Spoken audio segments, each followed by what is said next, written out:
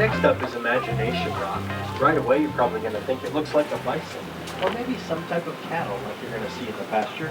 But other than our pasture animals, what do you guys think this one looks like? Bear. Who's one to holler it out? Hippopotamus? Anybody else? Yeah. I heard bear. Those are two great answers. This is where we caught our largest fish here in the park. That name karstopography comes from a scientist that first noticed this phenomenon. It's over 2 feet. You can see their reflection as they come across the bridge. These dolomite cliffs can be so beautiful in all of the different seasons of the year. In the spring, you're going to see the greenest stuff springing off the tops of the dolomite cliffs. And in the fall, the most beautiful colors in all of the cliffs.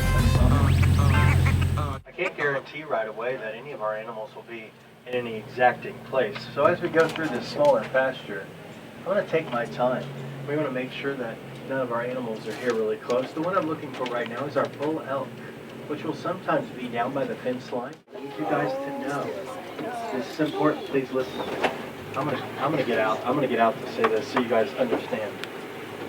Never out in the pasture. I need you guys to stay in the vehicle at all times. I'm coming back to tell you this to make sure you understand. You need to make slow and controlled movements.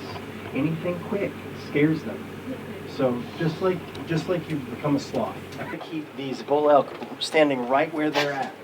So remember, slow and controlled movements while we're up here.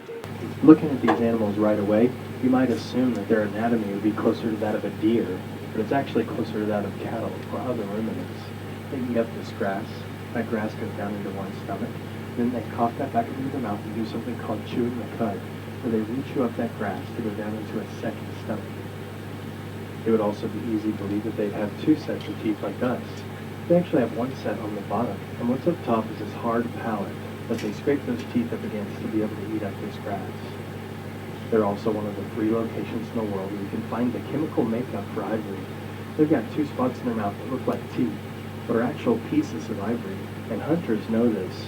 Let's say they're hunting these animals to harvest the meat, which some of our larger bulls can reach about 700 pounds. That's a lot of meat for your families.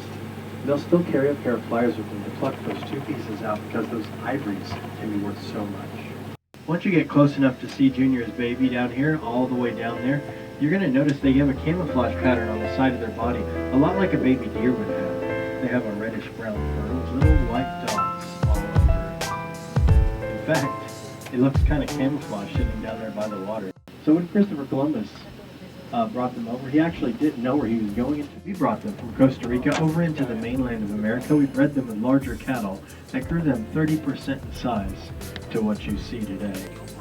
This one on the far end, back by the fence line standing there with the darker set of spots, I've nicknamed him Pete. This one right beside Pete, sitting down with the same basic spotting pattern, but a little lighter in color, I've nicknamed him Repeat. Those horns are made out of a substance called keratin. It's the same stuff that your nails or your hair is made out of, and they grow them their entire life.